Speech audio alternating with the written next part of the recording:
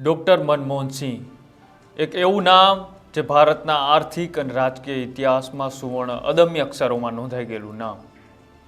અને ગઈકાલે AIIMS hospital Delhi ખાતે 9:51 અંતિમ શ્વાસ લીધા આ દેશના પૂર્વ વડાપ્રધાન એટલે કે મનમોહન સિંહ.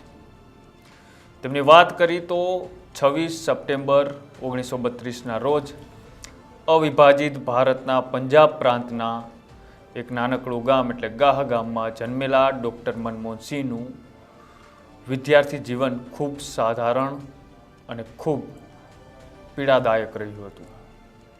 નાની ઉંમરમાં જ માતાનું નિધન થવું અને દાદી સાથે પોતાનું બાળપણ વિતાવવું, 14 વર્ષ સુધી અંધારામાં પોતાનું જીવન વિતાવ્યું, પછી ભારત આવ્યા અને પોતાના એક ભણતરની કારકિર્દીની શરૂઆત કરી. મનમોહન સિંહની પ્રતિભા અને સમર્પણ તેમને નમ્ર પૃષ્ઠભૂમિમાંથી વૈશ્વિક સ્તરે પ્રખ્યાત અર્થશાસ્ત્રી અને રાજકારણ સુધી લઈ ગઈ અને તેમને જે અભ્યાસ પૂરો કર્યા બાદ ઓક્સફોર્ડ યુનિવર્સિટીની અંદર અભ્યાસ કરવા ગયા, ત્યાંથી ડિગ્રી પ્રાપ્ત કરી 1972માં નાણાં મંત્રાલયના મુખ્ય અધિકારીના સલાહકાર બન્યા. તે બાદ 1976માં તેઓ નાણાં મંત્રાલયના પણ સચિવ બન્યા અને 1980થી 82માં તેઓ આયોજક પંચમાં પણ રહ્યા અને 1982માં તે તત્કાલીન નાણાપ્રધાન પ્રણવ મુખર્જીની હેઠળ ભારતીય રિઝર્વ બેંકના ગવર્નર તરીકે પણ રહી ચૂક્યા હતા અને તે બાદ તેમની રાજકીય સફરની પણ શરૂઆત થઈ. 1991માં જ્યારે ભારત ગંભીર આર્થિક કટોકટીનો સામનો કરી રહ્યું હતું ત્યારે નવા ચૂંટાયેલા વડાપ્રધાન એટલે કે પીવી નરસિંહ રાવે એક કોલ કર્યો અને કોલ અજાણ્યા નંબરમાંથી ડૉક્ટર સિંહને કરવામાં આવ્યો અને કહેવામાં આવ્યું કે તમારે વિત્ત મંત્રી તરીકેના શપથ લેવાના છે. આ કોલથી ડૉક્ટર મનમોહન સિંહને વિશ્વાસ નથી આવતો, ક્રોસચેક કરે છે, પણ ફરી બીજી વખત કોલ આવે છે અને કહેવામાં આવે છે કે તમે તૈયાર રહો, રાષ્ટ્રપતિ પાસે તમારે શપથ લેવાના છે. ત્યારે ડૉક્ટર મનમોહન સિંહ ગાડી સાથે રાષ્ટ્રપતિ ભવન પહોંચે છે. આ કોલ વડાપ્રધાન નરસિંહ રાવે કરેલો હતો. તેમના મંત્રીમંડળમાં જે બિન રાજકીય રીતે જો કોઈએ નાણાપ્રધાન તરીકેના શપથ લીધા હોય તે ડૉક્ટર મનમોહન સિંહ હતા.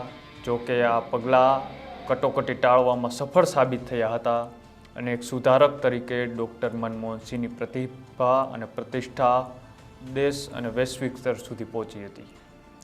પરંતુ કોંગ્રેસ પાર્ટીએ 1996ની સામાન્ય ચૂંટણીમાં ખરાબ પ્રદર્શન કર્યું હતું અને જૂન 1991માં જ્યારે તેમને વડાપ્રધાન પીવી નરસિંહ રાવે નાણાં પ્રધાન બનાવ્યા હતા તેને લઈને એ ખૂબ મોટી પ્રતિભાથી ડૉક્ટર સિંહનું કદાવ ખૂબ મોટું બની ગયું હતું.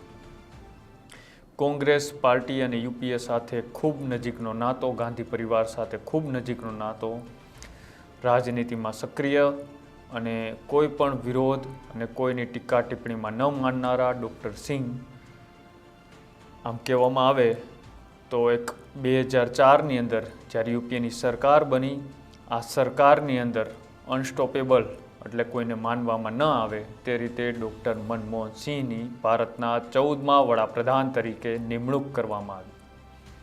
નિમણૂક થતાની સાથે તેમને 2 ટર્મ એટલે કે 10 વર્ષ માટે યુપીએ સરકારનું નેતૃત્વ સંભાળ્યું. દેશના અલગ અલગ પ્રશ્નો હોય, અલગ અલગ રણનીતિઓ હોય, તેને લઈ અને મનમોહન સિંહે ખૂબ ઉમદા કામગીરી કરી.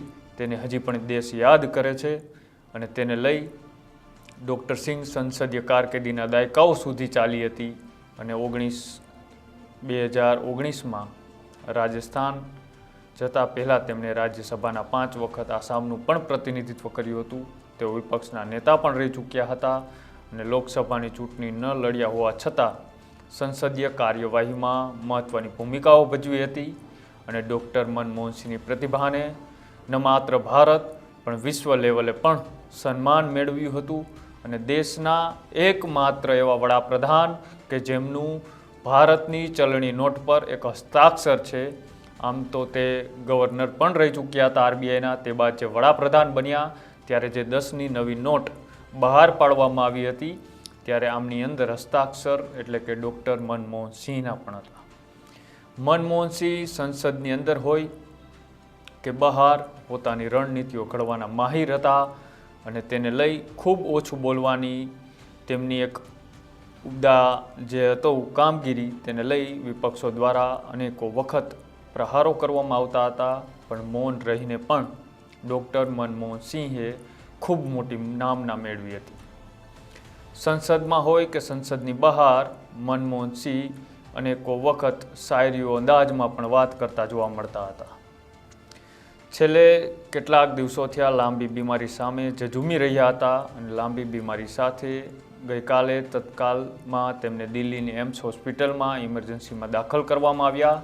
ગઈકાલે એટલે કે 9:51 તેમને એમ્સ હોસ્પિટલની અંદર અંતિમ શ્વાસ લીધા અને એક રાજકીય યુગનો પણ અહીંયા અંત થયો. દેશ આખું શોકમય છે.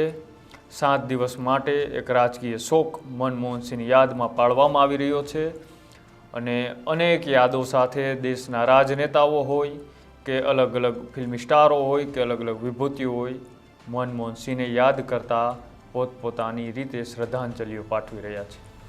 દેશનું એક એવું નામ વિશ્વ સ્તરે ભારતને ખૂબ મોટી પ્રતિભા આપનાર અને દેશને આર્થિક કટોકટીમાંથી જે તે સમયે બહાર લાવનાર દેશના પૂર્વ વડાપ્રધાન મનમોહન સિંહ હવે આપણી વચ્ચે નથી અને તેને લઈ અત્યારે ખૂબ દુઃખની લાગણી આખું દેશ વ્યક્ત કરી રહ્યું છે. આ હતી મનમોહન સિંહની એક રાજકીય અને જીવન સફર. તેને લઈને આજે આખું દેશ શોકમય છે અને શ્રદ્ધાંજલિ પાઠવી રહ્યું છે. નમસ્કાર.